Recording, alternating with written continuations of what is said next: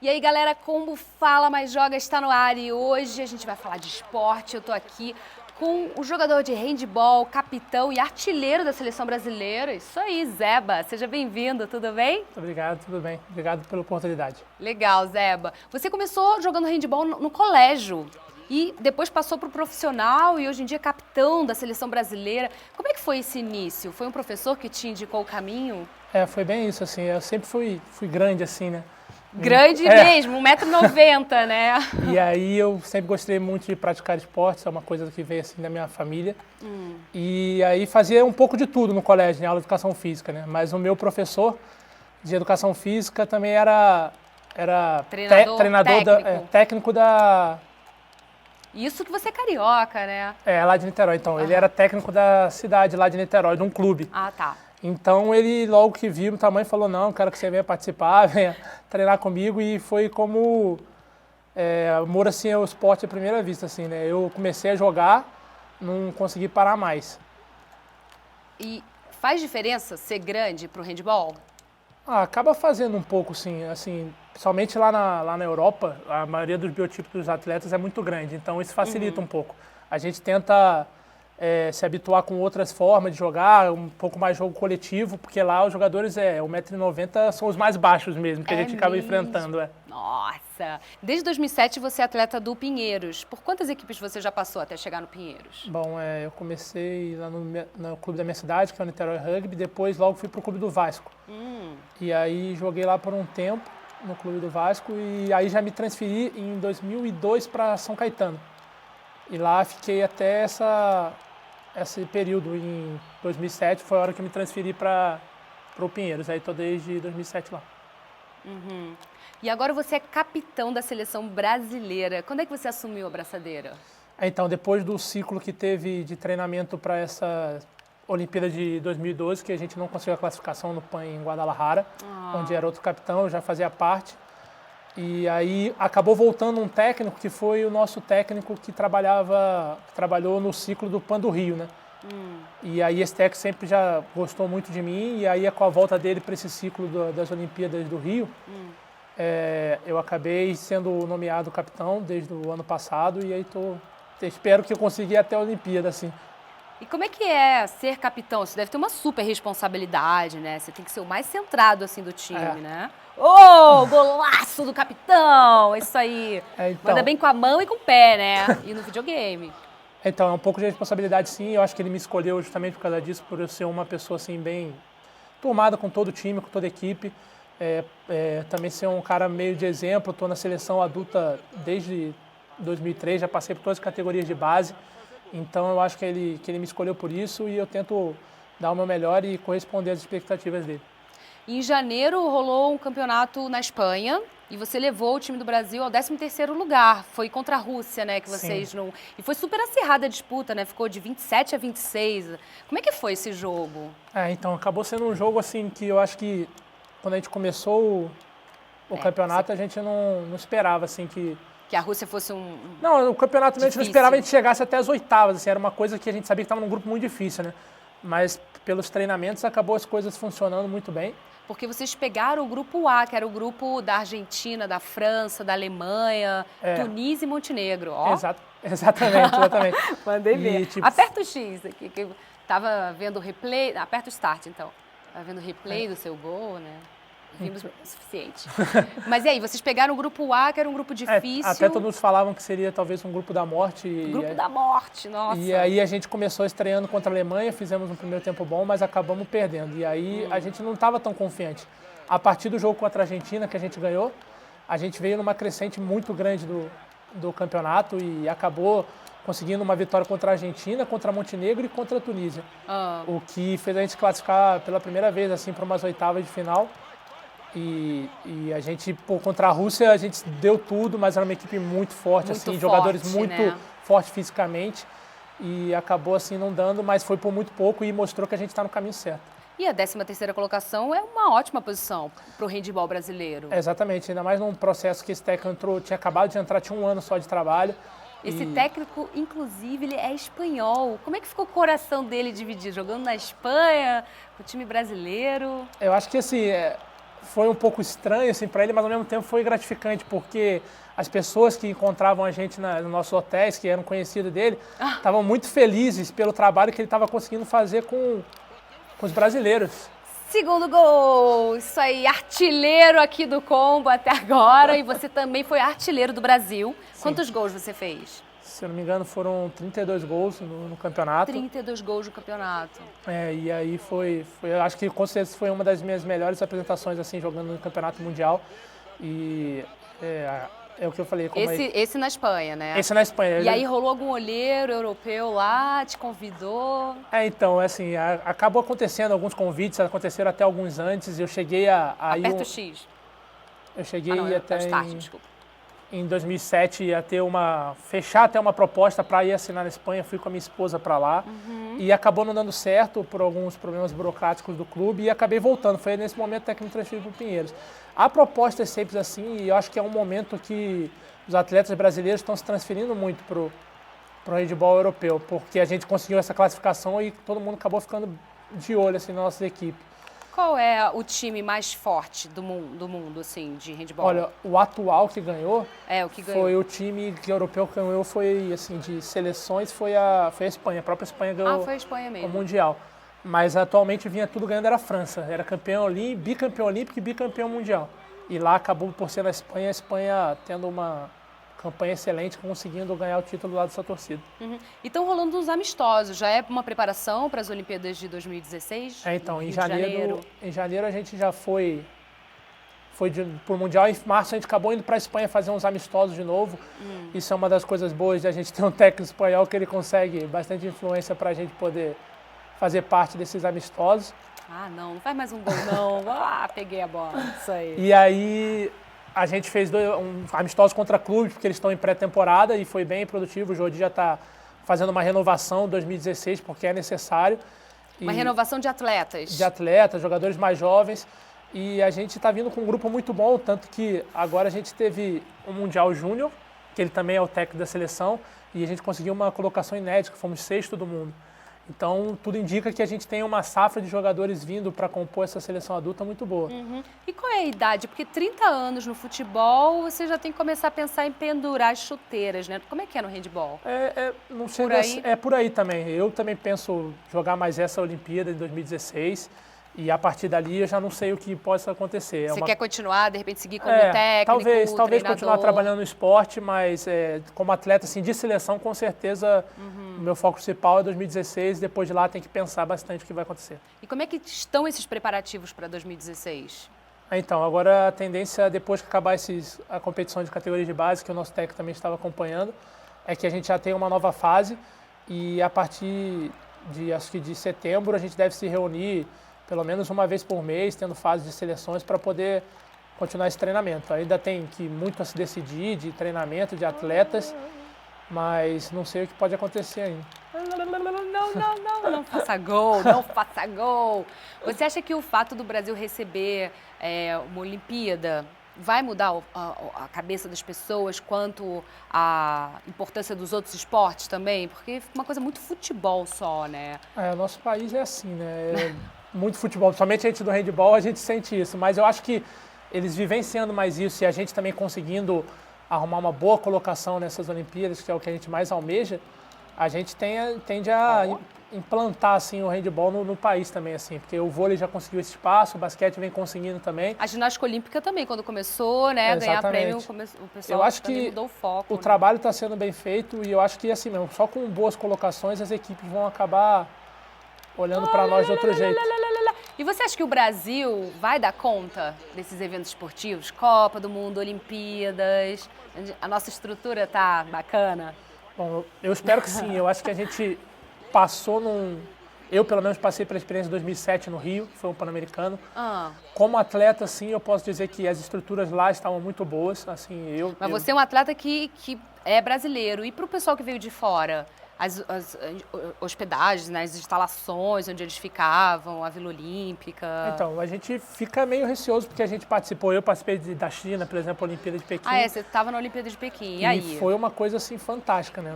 Não dá para descrever o que a gente viu lá e as qualidades. Mas a gente acha que pelo Brasil ter evoluído, como tem conseguido uma Copa do Mundo antes, é que eu acho que a gente tem tudo para poder fazer uma grande Olimpíada também. Acho que a Copa do Mundo vai acabar sendo um ensaio, assim, para as Olimpíadas, né? Exatamente. Do tipo, o pessoal vai ficar alerta para os problemas e vai tentar melhorar isso. Exatamente.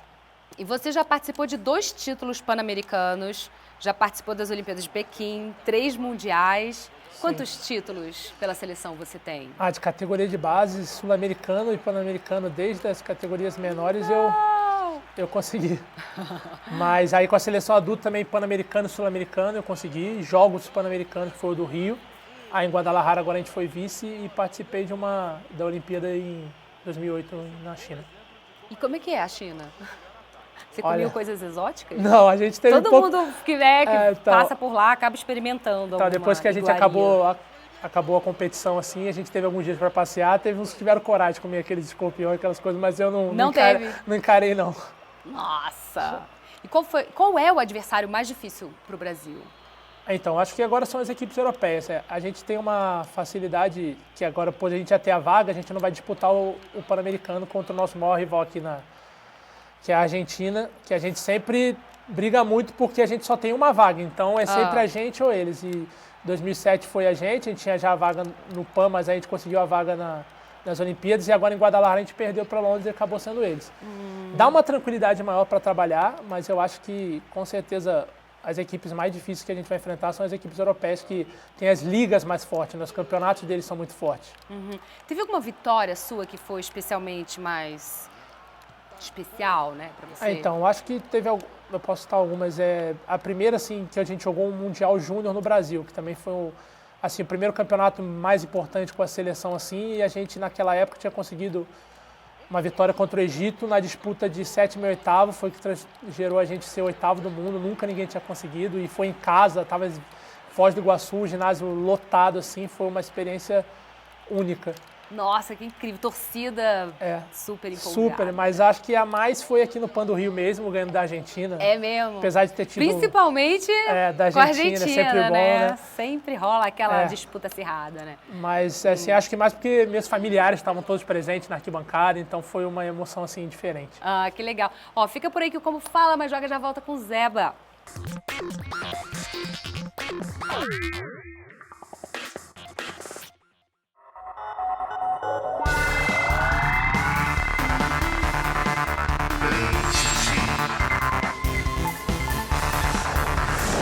De volta com o Zeba, jogador de handebol, capitão da seleção brasileira, artilheiro da seleção brasileira. Zeba, no Brasil existem vários campeonatos de handebol, assim, fora os mundiais, Pan-Americano, Olimpíadas e tal. Quantas competições rolam no país, assim, durante o ano? Tem uma noção? A minha equipe, assim, ela joga 3 competições, né? São o Campeonato Paulista, que a gente está jogando ainda, está rolando. Tem o PAN de Clubes, que é o que dá vaga no Mundial de Clubes, onde a gente acabou sendo vice-campeão esse ano. E tem a Liga Nacional, que é como se fosse o Campeonato Brasileiro. Então essas são as 3 mais importantes? A mais importante, sim. Tá. Existem equipes que são filiadas a prefeituras, que jogam jogos regionais e jogos abertos, que são considerados, jogam pela prefeitura, né, representando as cidades. Como São Paulo não pode ter, e Pinheiro de São Paulo, a gente acaba não participando dessas competições. Tá. E quais são os maiores nomes do handebol no Brasil, jogadores, assim? Sim, eu acho que, como eu te falei, acabou saindo bastante gente, assim, que estava se destacando muito, mas eu posso falar... Saiu pela idade? Não saiu. Não, acho que não saiu para ir jogar lá fora. Para jogar fora do Brasil. Exatamente, como eu estava falando. Entendi. Por causa dessa última classificação que a gente teve, mas ainda ficaram alguns atletas de muita qualidade. A gente tem tipo o goleiro Mike de Taubaté, que é um excelente jogador. Você é um excelente jogador de Mario Kart também. o Mike, aí eu poderia citar o Japa, que também é de seleção e joga na Metodista, o Diogo da Metodista. Lá do clube tem o Bruno Santana ainda, também que é um grande jogador. O Osvaldo também, que é da mesma posição que eu, também faz parte da seleção. E tem ainda vários nomes assim muito bons aqui no Brasil. E essa galera jovem que você falou, que está se sobressaindo, são um deles, assim, que você está... Então, aí saiu agora um jogador que está lá no nosso clube, que se destacou muito no Mundial Júnior agora, mas já se destacou também no nosso Mundial Adulto, mesmo sendo Júnior, ele foi com a gente, que é o Arthur Patrianova. Acabou jogando muito bem o Mundial e acabou tendo uma proposta. Ele era do Pinheiros, acabou de se transferir para um clube da Espanha, onde terminou uma liga muito forte em terceira colocação no passado. Olha. Então ele tem só 19 anos, eu acho que é um jogador que vai ajudar muito a gente ainda e tem só a crescer jogando lá fora. A gente falou de alguns títulos que você acumulou, mas e os títulos nacionais? Quais você Então, destaca? Aqui, nacional, já conquistou, né? Já nacionais eu tenho 6 ligas nacionais, que são campeonatos brasileiros, 5 pelo Pinheiros e uma pelo São Caetano. E um Pan-Americano de clubes, onde ano passado, não, em 2011 a gente ganhou pelo Pinheiros e acabou indo jogar o Mundial de Clubes. Paulistas, eu já tenho alguns, eu não sei dizer sinceramente quantos são. Aí você ganha o quê? Uma medalha? Ganha medalha, troféu, exatamente. Troféu, e às vezes também casa. De artilheiro, tem essas coisas, de melhor jogador de posição, essas coisas. Tem assim. uma sala separada, assim. Lá no Rio, na casa dos meus pais. Ah, vai tudo pra casa dos seus pais, né? Na casa dos pais. Tá certo. Quais são as equipes mais fortes do Brasil? Atualmente eu poderia apontar o Pinheiros, que é onde eu jogo, a equipe de Taubaté, que foi atual campeão do torneio principal desse ano que teve, eles ganharam na final da gente, e a equipe da Metodista São Bernardo. Esses 3 eu acho que são os que, teoricamente, vão disputar títulos esse ano. E à medida que você vai ficando mais maduro, né, mais velho no esporte, assim, há uma necessidade de mudar a rotina de treinamento? Com certeza. Eu venho de uma batida muito forte, assim, como de treinamentos, porque, infelizmente, o nosso calendário não é igual ao calendário europeu. Então, a gente acaba, às vezes, nas nossas épocas de férias, que seriam janeiro, fevereiro, onde acabaria os campeonatos aqui regionais, a gente tendo que fazer fases de seleção, porque o calendário de lá, essa época, é no meio da temporada. Então, o que acontece? A gente praticamente não tem férias, né? Nossa! A gente acaba emendando uma coisa na outra. E aí a gente acaba, com a idade, como você falou, se desgastando mais. Então, junto com o meu clube, meu preparador físico, a fisioterapia, a gente tem elaborado uns projetos novos para poder continuar e conseguir terminar a temporada bem. E como é que é a sua rotina de treino? Então, a gente treina 5 vezes na semana, e quando tem jogo final de semana. Jogo mesmo, treino, jogo, né? Tem treino de quadra todo dia de manhã e treino físico todo dia à tarde. Aí o que? Musculação? Tem vezes que é musculação, tem vezes que é treino na pista de corrida do Pinheiros, onde a gente faz trabalho aeróbico, essas coisas. E você pratica algum outro esporte? Então, eu sempre fui um apaixonado por esportes, assim, já passei por várias coisas, né? Mas um que eu ainda jogo muito, mas também pela influência dos meus pais, e meu pai é apaixonado, eu jogo tênis. Ah, é? Você joga tênis também? Eu gosto de jogar bastante ainda. Mas não chegou a disputar? Cheguei. Chegou a disputar Fui também? Federado brasileiro e Federado do Rio. Acabei disputando, mas aí teve uma hora que eu tive que decidir entre um dos dois esportes, porque não estava dando para conciliar, né? É uma das coisas até que eu brinco com meu pai. Os dois usam bastante, acho que o pulso, né? Sim, e foi até uma das coisas que me ajudou no handball, porque eu comecei primeiro no tênis. Que legal, então. Para arremessar, assim, foi uma das coisas que me ajudou. Mas aí chegou uma hora que eu tive que decidir, é uma das coisas até que meu pai me briga comigo, porque ele queria que eu fosse jogador de tênis. Mas eu gosto muito do handball, acho que é uma coisa que... Acho que por ser filho único, esporte coletivo também, de ter mais gente próximos, assim, foi uma coisa que me apaixonou e eu não larguei mais. E qual é a velocidade da sua bola, você sabe? Quando você vai naquela com vontade pro gol? Olha, eu não sou um dos que chuto mais forte mesmo, não, assim, do pessoal da seleção, da minha equipe. Eu acho que eu sou melhor em outras qualidades, mas eu chute de apoio, assim, eu acho que eu acabo chutando forte, mas velocidade eu não sei te dizer ainda qual é. Nunca mediram, né? Sua família, aliás, você tá falando do seu pai, e sua família dá maior força, né? Em Guadalajara eles fizeram a maior festa, eu li que que era o seguinte, você e o Tupã, cada gol que vocês faziam tomava uma cerveja, era você, cerveja, e o Tupã era uma tequila, né? Exato. Quantos gols vocês fizeram? Olha, a gente fez bastante gol, principalmente quando a gente Todo joga... mundo bêbado no final, então. Então, os irmãos de Tupãs, com a minha mãe, minha esposa, minha sogra e meu pai, que também estavam lá, faziam uma festa assim na arquibancada. Quantas pessoas da família de vocês? Olha, somando tudo, devia ter uns 15 brasileiros lá, assim, juntando. E a todo família mundo. de vocês vai atrás de vocês nos campeonatos? Meus pais são, assim, desde pequenos, sempre me apoiaram. Todas as competições, quando possível, eles vão. Já viajaram para... Acho que, assim, a América do Sul, todos os campeonatos que eu joguei, praticamente eles estão. E, assim, eles sempre vão me apoiando. bancando do próprio bolso, sim, né? Sim, vão sim. pra te apoiar prestigiar, mesmo, pra apoiar. Pra dar e uma você força. sente esse carinho? Você sente que quando eles estão na torcida, assim, você fica mais confiante? Eu falo que é até estranho, né? Porque parece que quando eles não estão, parece que tá faltando alguma coisa. E aí eu sempre olho para a arquibancada, gosto de sentir a presença deles, das pessoas que eu gosto, e acabo estando mais confiante e as coisas acabam dando certo. Uhum. E o esporte tem patrocínio? Como é que funciona o patrocínio no handball brasileiro? Então, atualmente a gente está muito feliz porque a gente conseguiu na seleção fechar com 2 patrocínios muito importantes, que são os Correios e o Banco do Brasil.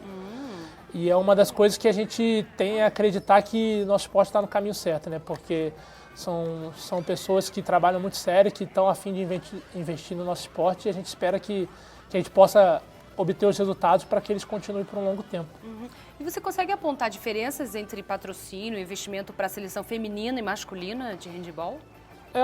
No começo, sim. Eu acho que pelas meninas também terem ido antes para a Europa e ter conseguido resultados melhores, elas acabavam tendo uma visibilidade melhor, não digo nem de patrocínio, mas uma visibilidade melhor, o que talvez tenha até nos ajudado, porque elas com certeza ajudaram a trazer os patrocínios para o nosso esporte. E agora eu acho que a gente está com essa evolução que a gente teve, essa conquista que a gente teve nesse Mundial, com a vaga já garantida para a Olimpíada, com tempo para trabalhar, eu acho que a gente também acaba diminuindo essa diferença em coisas mínimas, assim. E as políticas públicas para o esporte? O incentivo está melhor também? Sim, acho que sim. A gente também, pelo que a gente sabe, existem projetos incentivados que também estão ajudando também nessas despesas que a gente tem para centro de treinamento, para poder ter as fases de seleção. O que a gente fica sabendo é que está tendo esse investimento e a gente espera que continue, até pelo menos a Olimpíada, para a gente poder conseguir um bom resultado. Porque quadra de futebol a gente encontra em qualquer esquina, né? Mas para jogar handball você precisa ter uma quadra poliesportiva. Exatamente. Né? E a bola é mais cara também, né? Que é uma bola de couro, uma mais coisa pesada, diferente. Tem né? a cola, tem várias coisas que são bem diferentes. Assim, não é simples igual como a gente joga futebol, né? Junta 2 chinelos assim. Pega um campo de várzea né? E joga. Mas e aí, o que é necessário fazer para que a molecada comece a jogar handball também? Assim? Então, eu acho que ainda jogam-se bastante nos colégios handball. Sim. Mas o que falta, às vezes, é um pouco de investimento mais nos clubes, eu acho. A gente precisava ter campeonatos mais fortes, a liga daqui tinha que ser um pouco mais forte, como são as da Europa, para que essas pessoas que saiam do colégio tenham clubes onde jogar. Às vezes eu conheço, por exemplo, pessoas da minha cidade mesmo que jogavam, eu considerava atletas de bom nível que poderiam estar jogando em clubes, não jogam porque tiveram que parar por algum motivo, porque a gente no começo, como eu falei, era mais patrocínio, né? A gente jogava num clube onde não tinha uma estrutura, até foi um dos motivos para vir para São Paulo, porque era um polo onde dava essas condições. Então eu acho que se a gente conseguisse investir melhor nos clubes, ter ligas mais fortes, a gente ia acabar pegando mais atletas, porque o Brasil tem celeiro de muitos bons jogadores no país inteiro, e a gente acaba ficando muito num polo só, São Paulo, máximo Paraná. Tá, então esses 2 são os polos, para quem quiser jogar handball, em alto nível, tem que acabar vindo para cá. Isso que é um problema, porque a gente às vezes tem pessoas do Nordeste, o próprio Rio de Janeiro, que vai ter a Olimpíada agora, não tem uma equipe assim de nível que jogue em Liga Nacional com atletas que, tipo, se eu saísse do colégio, atualmente agora eu teria que, sei lá, parar de jogar ou então mesmo procurar alguma coisa em São Paulo. É uma loucura isso, né? Sim. E você falou que vários atletas estão indo para a Europa, né, jogar. Sim. E tudo. Você acha que rola esse sonho de, eu quero ir para a Europa jogar porque lá é mais valorizado o handball? Sim, sempre. Futebol, né? Sempre rola esse sonho assim, mas eu acho que eu criei alguns outros objetivos. Eu também agora vou ser pai agora em outubro. Parabéns! E é uma coisa agora que... Você fincar raízes agora. Então, eu tive essa proposta em 2007 mais cedo, E acho jogar na Espanha, pra jogar né? na Espanha. Acabei não dando certo e foi meio que assim, meio que passou um pouco o tempo, sabe, do que eu podia fazer. Não que não possa acontecer ainda. Sim. Se tiver uma proposta adequada, numa qualidade boa para minha esposa, meu filho, eu acho que é uma coisa que ainda pode se pensar. Eu ainda tenho, assim, acho que um bom tempo ainda, pelo menos até as Olimpíadas, para jogar em alto nível, assim, como a gente diz. E eu espero que se aparecer alguma coisa, eu estou disposto a ouvir. E você, a gente comentou sobre a questão da idade, mas você já planejou assim, até certa idade eu vou jogar e depois... Você falou até 2016, 2016 né? eu acho que vai ser o com quantos momento anos? com 33 anos, 33. que eu acho que vai ser o momento de pensar mesmo se eu vou continuar ou não. Acho que de seleção vai ser uma coisa muito difícil, até mesmo porque tá vindo uma geração muito boa, tem que dar espaço para o pessoal que está vindo mesmo, mas eu acho que é difícil pensar, né? A gente pode planejar... Tem que deixar rolar um pouco, né, para sentir... Eu, pelo menos, prefiro fazer assim, eu deixo mais acontecer para quando chegar o momento lá em 2016, quando acabar as Olimpíadas, se Deus quiser, eu vou estar participando. Estaremos torcendo por vocês. E aí eu vou tomar uma decisão melhor. Que legal, muito obrigada, Zeba. Boa sorte, bons treinos. E aí, quando estiver próximo das Olimpíadas, vocês voltam aqui para contar pra gente todas as novidades. Com certeza, obrigado a vocês pela Tem oportunidade. algum site oficial, Twitter, para você entrar em contato com o pessoal entrar em contato com você? Então, tem a minha fanpage no Facebook, Zeba Pacheco, onde vocês podem achar bastante coisa sobre mim. E tem Twitter também, Zeba03, que pode seguir também. Muito obrigada, Zeba. Valeu, galera. Beijo. Obrigado, até amanhã no Combo Fala Mais Joga. Yeah. Ih, tomamos um raio na cabeça. Logo no final.